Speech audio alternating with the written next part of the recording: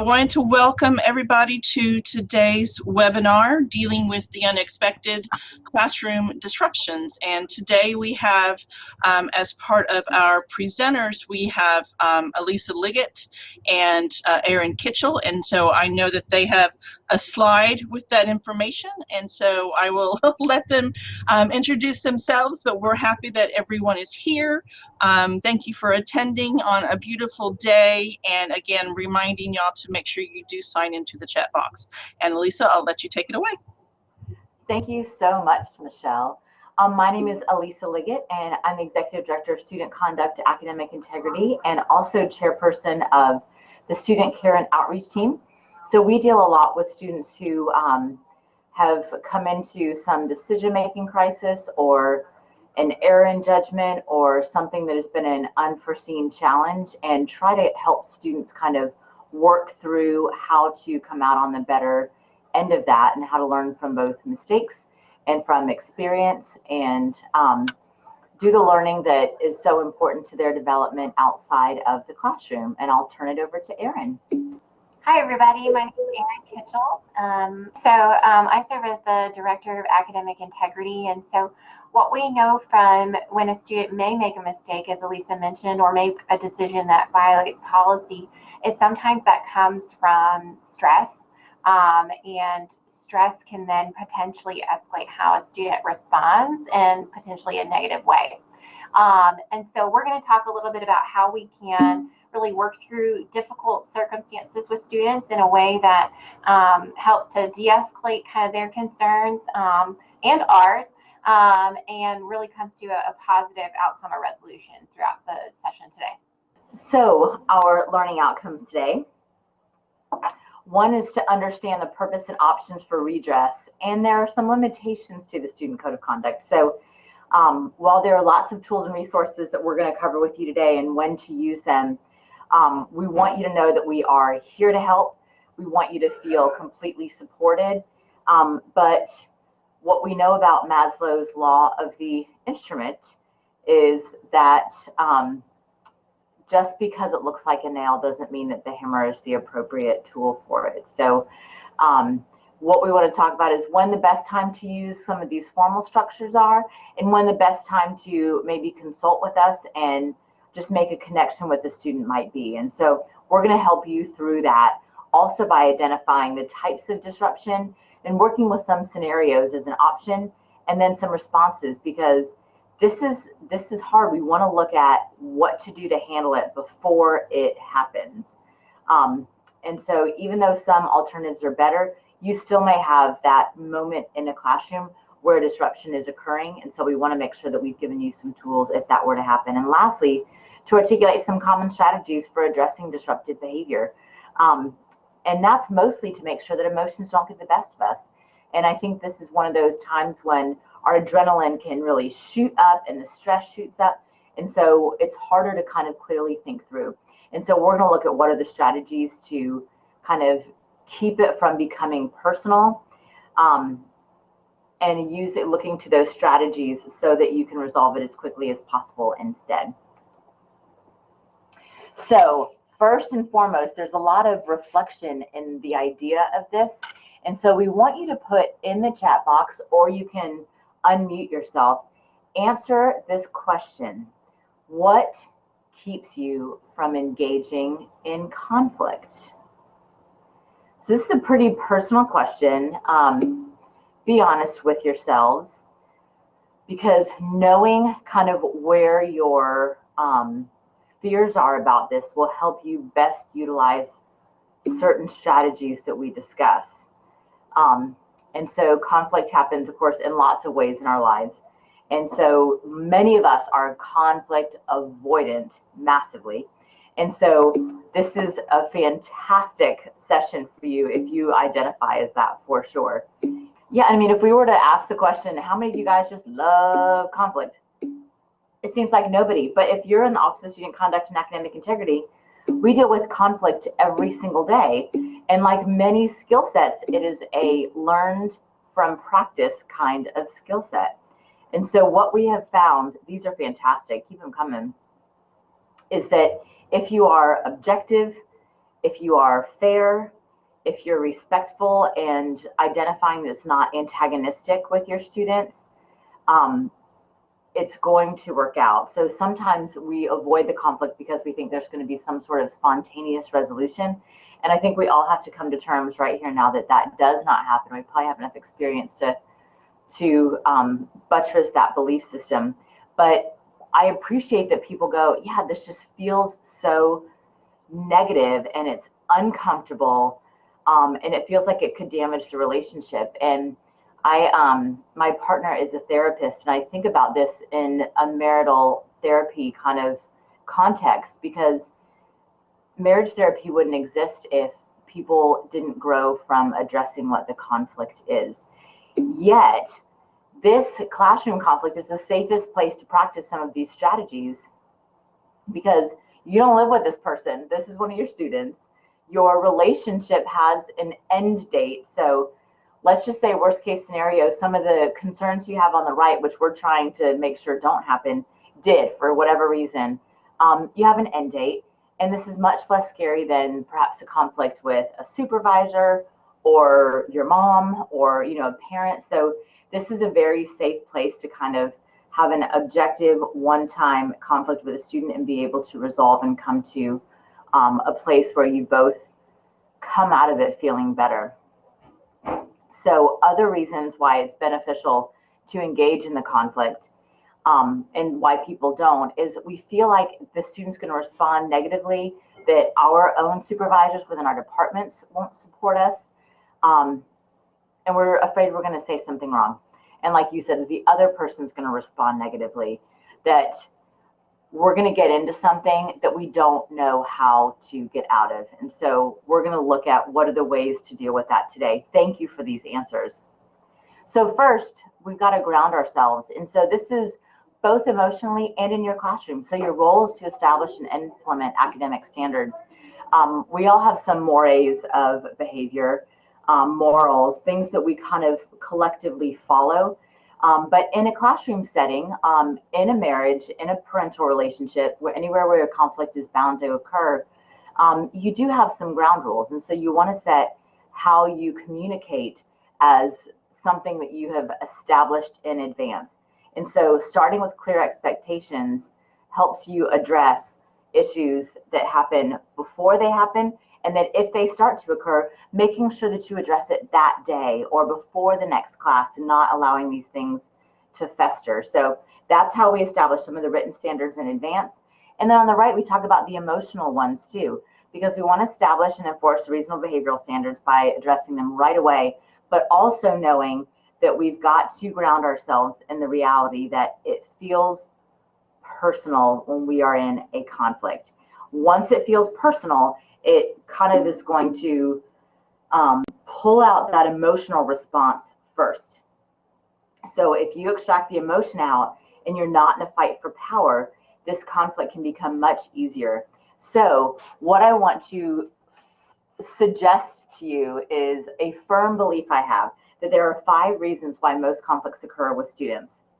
Number 1 is that the student is lacking in self-awareness. They're really not very skillful at this.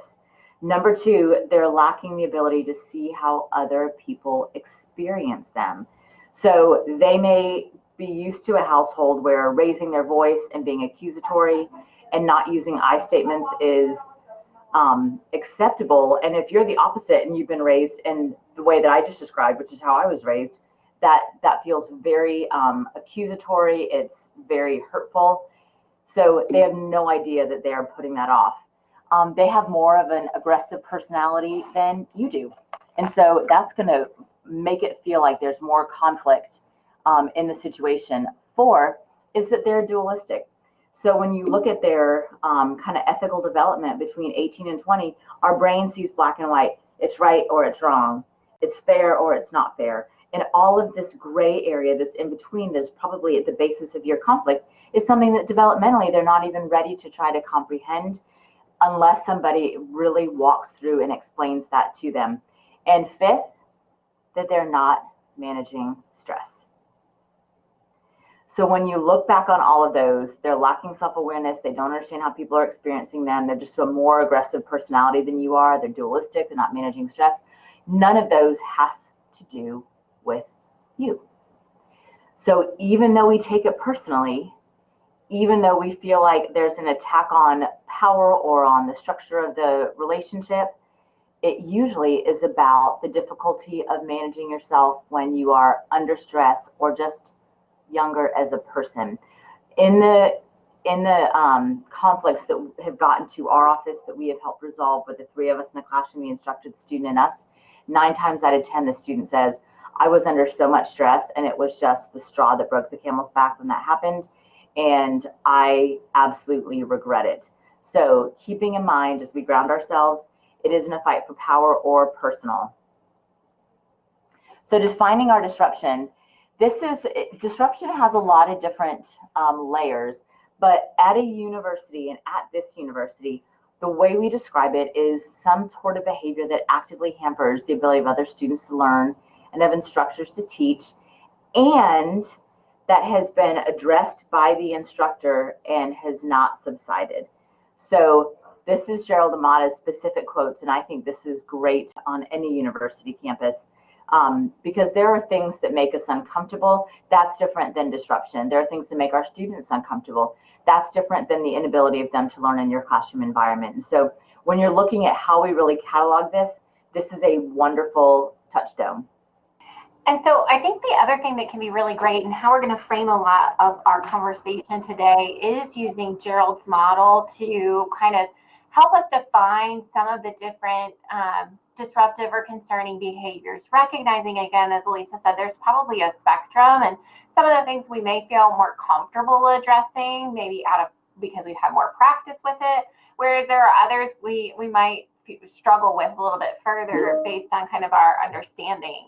And so there's sort of these 3 different sections that we'll talk about. The first being concerning behaviors, things, again, that are kind of maybe commonplace that might occur within the classroom, really maybe connect also back to some social norms that may or may not be, the student may or may not be aware of within your specific classroom space.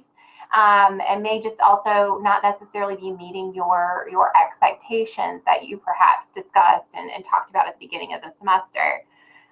We had to move from that into the disruptive section where, you know, the behavior starts to really interfere with orderly processes and functions of the classroom. And so we'll kind of dive deeper into more examples of what that looks like.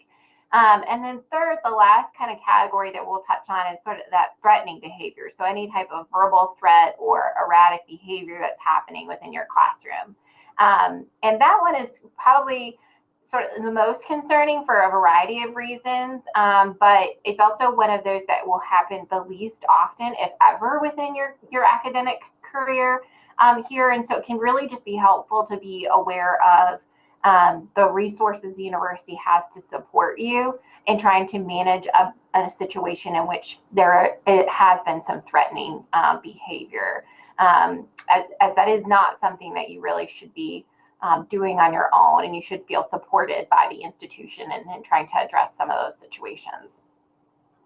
So as we first kind of talk a little bit about some of the concerning behavior examples, these are a few that we could come up with. If there are others that have been that have happened within your classroom environments that you want to share, please feel free to do so in the chat. And specifically share if you aren't necessarily sure as well, maybe how to address that, because we'll talk a little bit about, after some examples, some ways that we might be able to curb some of these behaviors and address them. So a few things we thought about, you know, that might be occurring in your online space is chat box disruptions, disruptive background photos or videos. There's a lot of ways to mitigate those particular behaviors within your class and really just setting up some expectations. But from time to time, it still can happen. If there's someone who is maybe a persistent talker or disrupts over other individuals, that can again be a concern that needs to be addressed and evaluated. Refusing to abide by any kind of public health directives. we put this one on the slide as there was some concern, especially in the summer as we were developing a lot of our public health directives and policies, that maybe students wouldn't necessarily follow the guidelines that we had set out. But I'm happy to report that we've had very few, if any, that have come from the classroom environment. So our students are appreciative of being able to be in their in-person coursework and abiding by expectations in that regard. So that's been helpful. Another concerning behavior, again, this doesn't rise to the threshold of being disruptive by any means, but it is concerning when we see students have multiple absences or behavior that is declining, right? If they start off very strong at the beginning of the semester and sort of taper off in their performance, or even just participation in class, or a little bit of both. And so those are some of the examples that we wanted to touch on today. A few things that can help in terms of how you might want to mitigate some of these with any kind of online instruction. And I think you guys have we've had a number of faculty have gotten really good at this, about creating very inclusive environments and positive discussion. But if there, are some struggles that are still happening here, there is the ability to move to asynchronous classwork if the class is not necessarily able to be effective in the in-person or kind of real-time online environment. Perhaps maybe if you're choosing to do a live lecture, you can record in case of technology disruption that's happening. And that way students can have access to what you were able to provide to them and the information that they were able to kind of obtain there. And then I also really do think it can be helpful, and we do this in our sessions here with the CTE, of having more than just one of us presenting, so we can manage the chat box. And so if at all possible, if you have the ability to have a teaching assistant, which I know not everyone can, it would be great to have that as a part of their role or duty, or if you can tag the team with perhaps another faculty member, that can really just aid in your ability to be able to effectively manage kind of the many facets of teaching online. I also think it's really helpful, and I think you guys have been, many faculty have been able to be very good at this, about updating various statements, video expectations about the course, reorienting people to kind of how we're setting up our Blackboard can be a really positive way to communicate for each class period what the expectations are, as well as just in general kind of how you want to structure your course. I will say I've had a couple of faculty who have had a hard time with students really following sort of the instructions that they've set out. Maybe you teach a really large course, and so for you, the easiest way to really respond to students' questions is you set up a discussion board post. I think that's a great avenue, and I've had some say, well, students don't use the post in the way I hoped they intended, the way I intended. They instead just will email me, and so there can be a really easy way to be able to kind of redirect that student to the discussion board post, because perhaps you want students to post their questions there, because that way everyone can see your answer. And so if one student has a question, many have questions. So perhaps just maybe just articulating to that student and helping all of them understand kind of why you set up your course and structure in the way that you did, as well as letting them know what's an appropriate email conversation versus maybe an office conversation. I think sometimes we forget, like I remember, having to answer my house phone when I was a kid, and I had to practice how to answer my house phone. And my dad would give me feedback and tips, because that was a part of learning how to be a professional on my dad's side. And I think we forget that this generation maybe didn't grow up having to learn some of those, phone skill conversations. And so sometimes it can be helpful if we kind of articulate how to go about communicating with us in a way that will be most effective for them and for ourselves. So I think that can be something to keep in mind as we navigate different points of our class with our students and address concerning behavior. definitely forgot about having to do that. Also, just being, doing more remote work, and, not really having a landline phone for about 6 months. So they're all experiencing that, and that's how they've just lived their whole life. So I think the other thing that can be really helpful just to address different concerning behaviors, if something were to happen within your class space, a way to kind of, just reflect and talk and work through it would be perhaps that minute paper, asking them at the ticket out the door of what's the most important thing you learned today, having them post that in the chat. All of those can be good ways to sort of just readdress whatever has been occurring within your class and get a pulse of your students and what's on their mind. And then I think, if it's more than one student, I do think it is appropriate to address the course in a non-judgmental way directly, because that will help them understand that there is a concerning behavior happening and realign the expectations. Like Elisa mentioned, it's largely they're not necessarily self-aware, or they, that what they may have engaged in might not meet your expectations. I know from time to time I have conversations with faculty about a website called Course Hero, which we've sort of discussed some of the different types of websites that are out there before that students tend to use.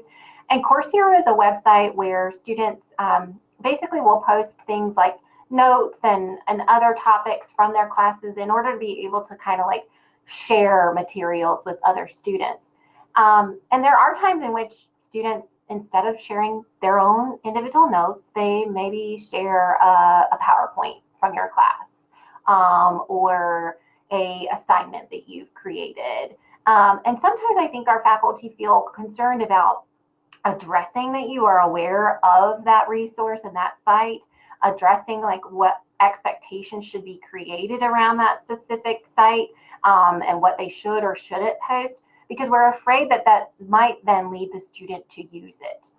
In all reality, if they're going to use it, they know that it is there. And you mentioning it in class is probably not going to drive you to drive them to use that particular resource if they wouldn't have otherwise. So it's okay to address those things with your class, because they likely are already aware of a lot of those different sites that are out there. We've gotten a good question about how do you address the concern of inappropriate behavior. So if the student is younger, maybe perhaps under the age of 18, I think that it's definitely, you want to be able to see if there can be perhaps maybe their parent present if possible, or another faculty member, because that just helps make sure that, not just you and the student are alone addressing the behavior. You can have another individual there to kind of help support and provide effective communication with that student. And I think it's really important and we'll talk much more about kind of how do you address the behavior, but it is important to be direct. It is important to kind of listen to the student and help and say, talk to me about, this behavior. What might have caused for you to engage in that specific behavior? And just asking questions. That helps the student know that you're listening and not necessarily just trying to tell them this is what's wrong. And so that can be, I think, a good way to start that conversation. Elise, do you want to add something else? Yeah, thank you. That's a tough one. But there are a lot of psychologists who study kids and misbehavior and who believe that it is always at the root of something else that is going on. And so Erin was exactly right about asking what's really going on, what has you upset today, that may not be directly related to what you saw, because that's likely a symptom of it. And so I think really getting to the root cause when you can by asking what's going on and is there anything that's bothering them otherwise, is a good place to start. And frankly, I guess we would say that's a great place to start for adults too. An excellent, I'm so glad that Kelly, you brought up GroupMe. Erin and I have a very specific, thank you, Michelle, for noting that too. I'll let Erin give you kind of our quintessential language for how we would like faculty to explain how these social study sites are accurately used. Yeah, and I think we did share some information with you all in some prior sessions about that, and so we'll just make sure to reshare it with Michelle here, and that way it'll get sent out to folks again in this session. GroupMe can be a great tool, and I think it's really helpful to be able to kind of, like you said, supplement readings or share videos. It's just how is it used effectively in a way to kind of help. And then Jesse, I'm going to ask, would you be able to find on Course Hero the takedown request form and pop that in the chat too? Our office can assist with takedown stuff, but it is something in that you can do. And I agree, they are not always the best at actually removing the information. It's an unfortunate kind of set of circumstances, or maybe they remove that file, but not another one. So it can be helpful to just see what's out there and try your best. And if I would say that if you have put in the request and it has not been removed, I would talk with maybe the department chair as well as other folks within the provost office, because that may be something that we could look further into in trying to get items like that removed. And yes, and I definitely, Dr. Hardy's article that she shared is really, really quite interesting as well. So I would highly recommend reviewing that. The one thing I wanted to be able to kind of have us really look at real quick here is just doing some quick practice of how might we best be able to respond to this particular situation that falls under that concerning behavior. So what would we do? And just go ahead and use the chat, just type 1, 2, or 3, or a combination. A student posts an inappropriate comment in the class lecture chat box. What might be the best way to respond? So you can type in the chat, number 1, maybe call the student out during the video lecture and explain why the behavior is unacceptable. 2, disable the chat feature and continue with your lecture. 3, email the student and stating their behavior was not appropriate and that you expect it to stop. Okay, so looking shortly here, we've got a couple of 1s to calling the behavior out and explaining how it's unacceptable. But I think it was at least good to address it because, you know, for our other students, they don't know who is maybe engaging in that behavior. And so we don't necessarily want to be able to, you know, just simply let it go by, again, meaning that we are not going to acknowledge it at all and then have the students really just think that that's okay behavior. And so I know that there's some folks asking kind of like, was it just a weird statement or is it a racist, sexist type of statement? And I think that, Chase, you're right that there may be different levels of concern as we're looking at an inappropriate comment. And that might impact sort of how and how we engage.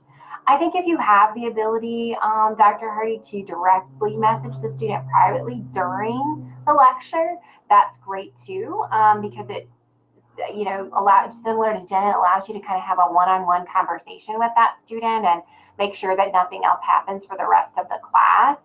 And I think that's a good combination of something that you can do. And at times, Shauna, you're right, like with something that is incredibly uncomfortable, you want to acknowledge it because it's likely incredibly uncomfortable for a lot of other people too. And so addressing it and finding a way to move on is helpful.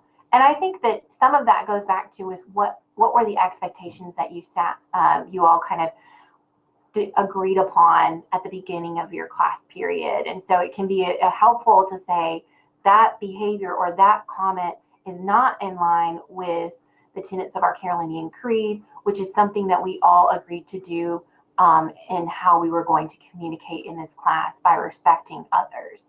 Please refrain from further comments of that nature. now that we've said that, let's move on and begin to talk about next topic. But I think that's an easy way to kind of say we're realigning our expectations, we're calling out what happened, and we are kind of tying it back to our values as an institution and what we hope for. There might be a lot more discussion than just that simple, like, 30-second phrase that I just said. But again, I think that hopefully there's been some semblance of positivity within your environment that will hopefully invite a positive discussion. Maybe not that specific class, but perhaps the next. And that way you also have some time to game plan and thinking about how you can address it as well. And I agree with you, Shauna. I think that you do lose the students in the class if you don't try to address it. They're going to go off and not, instead of engaging in the lecture, they may be using that group chat to discuss it or about it, or some other type of method of communication. And so that's definitely, I think, an important point to point out. All right, so we're going to switch into kind of some examples of some of our more disruptive behaviors. So if we're thinking about disruptive, it might be a student who refuses to comply with your directions. Perhaps you've asked them to, allow other students to speak, or again, and they aren't willing to comply with that. If they inappropriately challenge your authority in the classroom setting. I think we probably all have at times seen, an email correspondence or two from a student that may feel demanding, where it relates maybe to a grade or a specific assignment. At times we may experience students who may raise their voice with another student. Or again, maybe we're looking more at an issue related to academic misconduct, so improper collaboration or some other type of cheating behavior, which can be disruptive to the academic environment as well. So a few things that we can work through to kind of address those disruptive behaviors, and this is something we just talked a little bit about, is reworking the ground rules, right? So if we acknowledge that they didn't necessarily work, and we then, 5 to 10 minutes the next class period to say, why didn't that work? And what do we need to recommit to doing? And so I think that that's definitely something that can be a really beneficial conversation. If you're concerned that it might not work well and as an open dialogue, you can use some other tools at your disposal, whether that's the chat or discussion board, or perhaps kind of a poll of some kind to help students feel more confident and comfortable in speaking out. I think if online, asking them to kind of fall back on some of the strategies that you have at your disposal, again, maybe the muting students' mics, asking them to use the raise hand feature, some of those things can be helpful to just discuss and address the disruption as well. And then I think it's really important to, again, document what behavior is disrupting the class, and really make sure that you are having that direct one-on-one conversation with the student. When we think about some of those email correspondence that we may receive from students, especially I feel like at the end of the semester, I also feel like it's important to keep in mind what Elisa was mentioning. They may be under severe stress. I feel like here in the spring semester, there's sometimes more on the line than in the fall, right? Maybe if they didn't do well academically in the fall and they were hoping to kind of catch up in the spring to keep up their GPA for scholarship purposes or other financial support, that maybe is weighing on them much more. And so we might want to think about kind of, well, why might the student be engaging in this type of correspondence? And then how can I sort of step back from it, not take it personally, and then respond to email in a neutral way? I also think it can be helpful if you utilize rubrics throughout the semester, because then you're able to show them really in a very neutral manner how they were able to either meet or not meet your expectations as it related to the specific assignment that they have concerns about. Any kind of email correspondence, and Elisa says this all the time, let's make sure you come off as the most caring and friendly individual. You may be frustrated with this specific student, but at the end of the day, you do care, and that's why you're probably frustrated. I think the other part that's always good to think about is, what would happen if maybe the president received this email? How would I come across in my correspondence? Or what would happen if the state decided to publish my email in a newspaper article? So sometimes being able to write something, step away from it, maybe have, you know, a trusted colleague review it, or even just looking at it with that mindset of, like, if this were to be shared with the president, would I feel good about how I responded? Would the way I respond seem student-centered and not and by no means am I saying that you are not supposed to hold the student accountable, but am I holding them accountable with perhaps some empathy for their certain set of circumstances? And I think in terms of academic integrity standards, so when we think about academic misconduct as a disruptive behavior, definitely utilize any of the strategies that we have discussed in some of our prior sessions, but also be aware that on our website and also on the Keep Teaching website, there are a lot of different strategies that can be helpful for you as well in you know, maintaining integrity within your assessments. I think sometimes when we think about academic misconduct and disruption, it can be one singular student as an incident that can really cause some disruption for your course and for you particularly, right? Or it can be a much larger set of circumstances. So perhaps a group me issue where several students are engaging in problematic behavior. And that is really important to address from a classroom standpoint as well. And so if for some reason there was an issue that maybe involved more than a handful of students, I would highly encourage you to reach out to our office.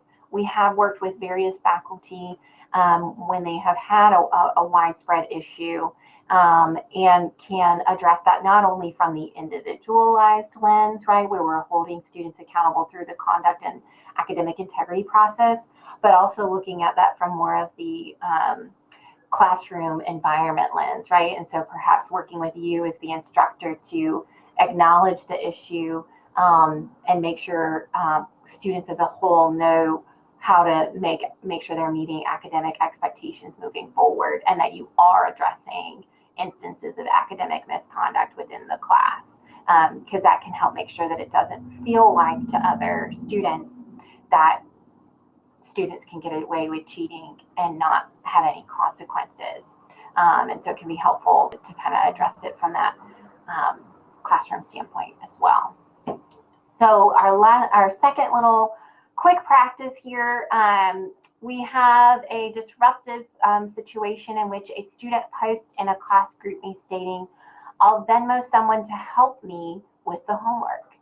Another student in the class forwards a screenshot of the message to you. What is the best way to respond? So just type in the chat one or two or both, kind of some of your thoughts. The first kind of option there is contact the student directly, and they share that they're just joking. So you give them a warning and deduct points from their homework. Or you submit an academic integrity report and send the student emailing them, letting them know you've done so. How would you try to respond? So we've got a little bit of a mixed option. So Dr. Heidi's like, maybe something else. And so, yeah, I really like the faculty member that said, well, it's my job to help you, so don't pay anybody else. And I completely agree. That's what I tell students all the time. You've got free resources here. So it seems like a couple of you might try sort of a combo. A few of you are kind of leaning towards option one, and many are kind of saying two-ish. Are there a few who kind of say like a third option? Would you want to maybe explain kind of what you think you would maybe do, and I'll kind of talk about option one and two. I think that talking to the student and getting the context of that they were joking can be a helpful thing to do. I would say if you are going to do that, it still is an important thing to report them to our office. Because as Chase kind of mentioned, that is pretty serious. And in a way, they are trying to bribe another student. And so I think that's really a good thing for us to have that conversation with the student to say, can you see how this would come across to other students, to someone who is reading this without knowing you, and perhaps your kind of personality and humor. Because I think that's another really good lesson in this, in and of itself, right? In that a lot of people that you might be engaging in with this GroupMe don't know you personally, and so they have no context or would understand that this would be a joke to you.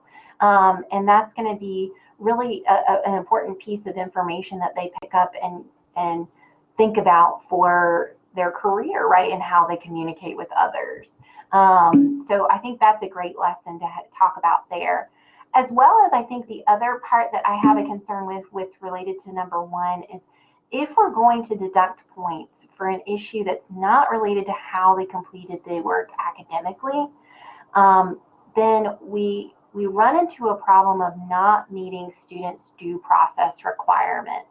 And that's really why our process exists, is to make sure that we meet our obligations as an institution, afford students their due process rights, as well as having that educational conversation with them. And so I think it's important to kind of do a little bit of a combo meal here, as well as kind of reminding ourselves too that especially if you're in a large class, that GroupMe, maybe it's just 20 students, but maybe it's 80 out of the 100 students. And so now if we don't address it, what might that mean to the student who reported it to you?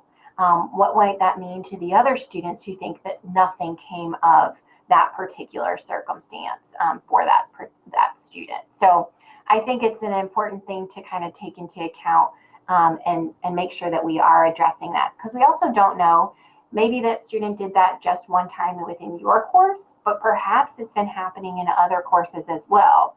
And our office as kind of that central repository would know that and be able to address it effectively. And I agree with kind of what you guys have shared, that it can be helpful to have sort of a mix of these different types of things. And Kelly, you are more than welcome to reach out to our office at any point in time if you come up across with something where you're like, I'm just not sure what to do. Or I could see like 5 different ways that I could address this situation. We like to talk that out, absolutely. So I'll pass it off to Elisa to talk a little bit further about our threatening behavior section. As Erin had alluded to, it is unlikely that this would occur, but we'd much rather practice what to do in a fire drill than just have it occur. So these are more high stress situations. And one of the things that I think is common, especially more within the last 2 decades, is that feeling a sense of threatening behavior and being threatened are 2 different things. And so this gets straight to what the police would also considering threatening behaviors. And so something that is very direct and specific. So those may be an email that says, if you don't do this, I will blank. And so some of those may seem like, oh, this is a veiled threat. That's okay. We'll talk through whether it's a direct threat or a veiled threat. So we're happy to help. And if it is a direct threat, of course, we're going to get the police involved. Most of the things on the slide mean involve others. So if we had a flashing red title to this, it would say involve somebody else at this point. So it's rare that there are any safety concerns. But if you received a direct threat to harm themselves or others, that's an emergency where you would contact the police, and if they displayed a firearm or a weapon. Usually the most hurtful things we get are statements that are mean, like, you're the worst teacher I've ever had. And so those aren't threatening. They're constitutionally protected free speech, as a matter of fact. But it can feel like a student is really being more aggressive than usual, because they are. So that's different than an actual threatening example. Potential strategies, and we hope that are things that you have ready to do, is to have the Rave Guardian app downloaded already, and the USCPD as like one of your favorites, so you can call them readily. If for some reason this happens off campus, you can always call 911 and ask to be directed to the campus police if it's on your cell phone, if you don't have 4215 already programmed in. And seek out guidance from us once the situation is more stabilized, and we are happy to help. But what we find most typically is, if this is going to happen, which of course, again, we see less than once a semester, it does not happen in person. It happens, as you would predict, through the screen, because the protection of the screen sometimes emboldens people to say what they wouldn't likely say in person. And then once we address that with the person, they're usually mortified, but we still believe it is absolutely important for every person to have the Rave Guardian app downloaded, and just to know that there's no situation where a police department is going to think that you have overreacted. They would much rather respond, and I feel like we say this every time, but people question themselves when they shouldn't. They're going to respond and check it out in advance. I have even done that, where I'm like, oh, I think I can resolve this. The student is escalated. They're clenching their teeth. They've got their fists clenched, and I'm like, I can handle this, and I could not. So at that point, I should have said, hang on, let me go ahead and call for the police. If they had left by the time the police got there, even better, no harm done. Any questions about these examples or any of the strategies? And of course, as in any strategy with conflict, especially for these, the issue is de-escalation and involving others. Let somebody else de-escalate it for you. So, quick practice. This is for the chat box again, or Mike if you are feeling bold today, which is wonderful. Student sends what could be a threatening self-harm email stating, if I fail this class, I will die. 3 options for how to respond. What say ye? What should you do? Well, here's the trick answer of the question. Number 2 accomplishes most of the whole. Number 2 accomplishes that because the Student Care and Outreach Team referral also includes 6 police officers. So I think a lot of students feel very escalated if they know that the police have been notified of something. So it's a much subtler way. It is a rare occasion we have to have an express concern to send a police officer to someone for a welfare check. So if you submit a Student Care and Outreach Team referral, the good thing is that the police are going to be looking into what are they saying on social media right now. Are there other things going on in their lives? Sometimes, a student will post something like that and we look and they have just had something devastating happen or have just had a recent arrest and things are already going badly. So number 2 allows a team of trained professionals to reach out to that student on your behalf. So anytime that there is an allusion to a student hurting themselves, the first step is expressing care and concern. That can be directly, or that can be directly, and it can be through a Student Care and Outreach Team referral, because you're not on your own to take care of that. We are here to do that in the Student Care and Outreach Team and make sure that we track that student and make sure that they know that we're here to help and that we can connect them with almost anything that they need. So if there's an allusion to them hurting themselves, first step is care and concern, which is through the outreach team, and you can say, hey, I am worried about you. That's a wonderful expression. The second is to involve other people to stabilize the situation, which you've done if you've addressed it with the Student Care and Outreach Team. And then the third, then you can get to the grade. Then you can get to the extension on the homework. You can get to whatever the academic thing is, but they're married when they come to you, and we separate them as first care and concern and then the academic concern. And usually those are only a few days apart. And so that recommendation will usually assure that the student knows that if this huge stress of getting this last homework assignment done by 8 a.m. is alleviated for the time being so you can make sure they're okay, that is one way that you can be de-escalating. Worst case scenario, I mean, this is on a spectrum. This statement could mean on the far end, they really feel this way. Once in a blue moon, which is awful, it's a student who's manipulating to get a better grade than they deserve. That is also a violation of the honor code, to limit the instructor's ability to evaluate a student's work accurately. So we are going to hope that it is never that. And usually students really are asking, they're feeling just completely exasperated. And we have so many ways to help.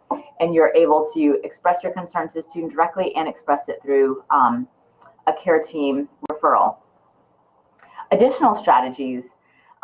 This is the in the moment stuff. So if you're handling a situation with all 4 of these strategies, you have an A++ for the whole semester. Remembering that your goal as an educator is to provide learning opportunities to help them become a better learner and person. And so helping them ask for help when they need it, and understand that as an instructor, you are there to provide help if they need it, that you want to provide help for if they need it.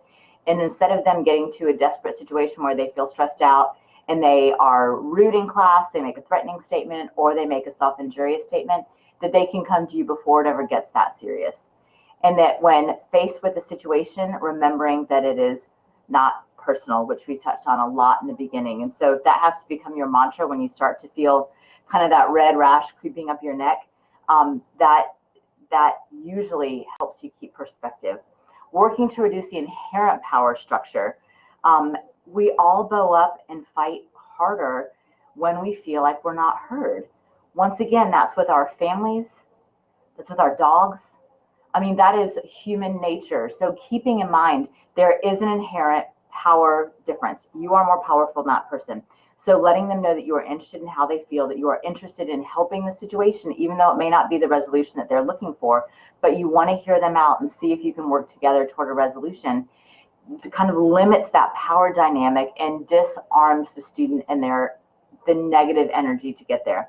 You don't have to validate the feeling or the statement or the bad behavior in order to say, I want to help us figure this out. Those are 2 very different things. And lastly, documenting your concerns effectively. As Erin alluded to, we love the super professional email. Firstly, because a lot of our emails do end up going to the president. But in addition, we don't want to be preachy.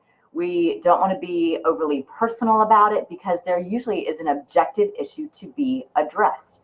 So focusing on what the objective issue is and the steps to get to resolution is always your touchstone for how to make sure that you're documenting the concerns.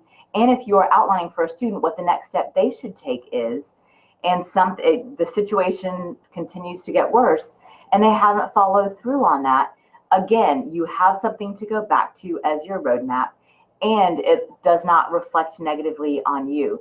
Your goal is cooperation. So reducing the preachiness, even though you're probably right, that never makes someone feel good to be preached to. Get off that pulpit, because you want the cooperation, you want to build trust so that they feel like you can work together to resolve it. And if it goes to the president, you are a bright, shining star in the universe, which is just wonderful. So lastly, addressing concerns and disruptive behavior. This is the roadmap for this whole presentation. This is our kind of review slide to make sure you're testing yourself here. So on the first day, we are setting the expectation. So that has already been done. Then if something happens, explain the specific concern and the impact in very direct, clear, plain language. I'm concerned that you're constantly speaking out during my lecture prior to the discussion phase. Constantly wouldn't actually be a good, you are repeatedly, or you spoke out 4 times today, something specific. This disruption causes me to have to stop my thought process. It stops the class's progression, and then I can't recover, and it's causing us to lose class content time. Please stop this behavior. Please let me know why it is occurring. Why is this happening? A student might say, I have a C in this class and I'm going to lose my scholarship. Okay, that's what it's about. Well, is it that you feel like you have to speak out more? Is it, to make sure that you get a participation grade? What might it be? So it may be about stress related to a grade that has nothing to do with how much they're talking in class. And so you can redirect how they show their academic progress in a way that isn't disrupting the class. So exploring alternatives to the behavior.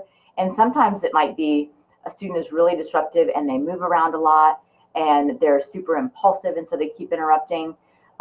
There are even ways to change the placement of where the student sits in the class. Sitting in the back of the classroom may be easier for that student, or the front of the classroom, so they can see less of the disruptions. So looking at what helps them do better themselves that they're also bought into. Referring students to the appropriate resources. We have stress management consultations. Can you imagine if we had that when we were in college? What are your triggers and how do you manage them? What are the easy strategies, like using your breath, like trigger thoughts and responding to those thoughts. The Student Disability Resource Center is an excellent one. We may have a behavioral issue that easily can be remedied with some accommodations. We just need guidance on what those accommodations are. The Counseling Center, of course, can help, but many of these things are available through a lot of our health and wellness resources. And so we pull up the website to health and wellness all the time. There are podcasts for guided meditation just to help students kind of calm down. This is a class where they're particularly worried about their grade. They feel nervous even before they walk in. What are some things that we can do to help reduce that stress and help them feel more confident? And then following up via email to document the conversation. That is not only to say, thank you for meeting with me. I'm glad that we could kind of collaborate on some solutions. Here are the solutions we discussed. I'd love it if you would follow up with me on how they're going. And no, the last thing that we ended with was that I want you to do well, but if this continues to happen, I will have to refer you to the Office of Student Conduct and Academic Integrity. See, that I just made that up and it's not even that mean. And if you're like, oh my gosh, Elisa and Aaron, what was that you said? We're happy to send you an email that says, kind of follow this very, very brief outline, and it will show that you care even though you've been very direct about your expectations and what will happen if those expectations are not met. Conflict management confidence builders. It should be people confidence builders. We all need conflict management confidence builders for our daily life. So it's wonderful that we have so many free and accessible resources right here on campus. So we highly recommend our human resources professional development opportunities and courses. But your supervisor or one of us, the amount of time that Erin spends on consultation, I should be splitting with her because it is a valuable resource to instructors. And once they've had a consultation, it's clear that they value her opinion and her expertise. So call me, call Jesse, call Erin. Erin's going to be the busiest one. So just let us know if we can help you first. And we're happy to walk through maybe kind of where on that spectrum that we discussed the severity is, so that you have an idea based on what we're seeing, based on the totality. It doesn't mean it doesn't feel serious to you. If it's the worst thing that has happened to you, we want to honor that, and we absolutely recognize that.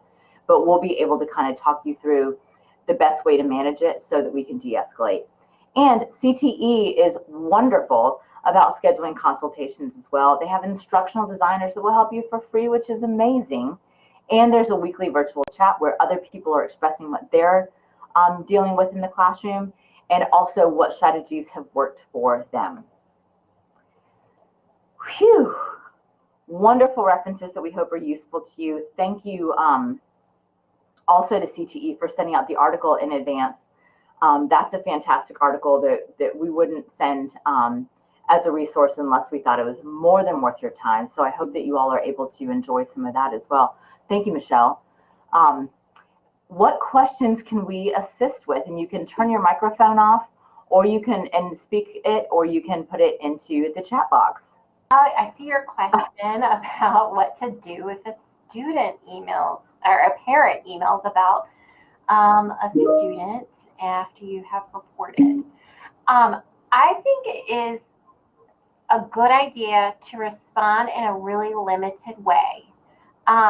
Because a response acknowledges the other individual, and if you don't respond, it could come across to that parent as though you are not invested or care about their student, which is really not true. So if we don't respond, they're going to draw some kind of conclusion from it. And we want them to draw the conclusion that we report because we want to make sure that we're creating a positive academic environment for all students. And that a report doesn't always mean that there is a violation. And so I would respond with kind of your, just that overarching reason of why you report any student to our office, in addition to responding with, I would say, letting them know that because of FERPA, you are not able to discuss the details of the referral, and that you would encourage their student to reach out to our office to be able to better understand how to navigate the process and how to loop their parent in to the meeting with our office. But hopefully, Carl, that gives you a good idea of kind of how to respond and like what you might want to include in that response. But I definitely think it's very important to like normalize that you really can't discuss much further with that parent because of FERPA and privacy laws, and tossing them our way is the best way to sort of get them off your plate and onto ours. And we're happy to take on that particular parent and student combo.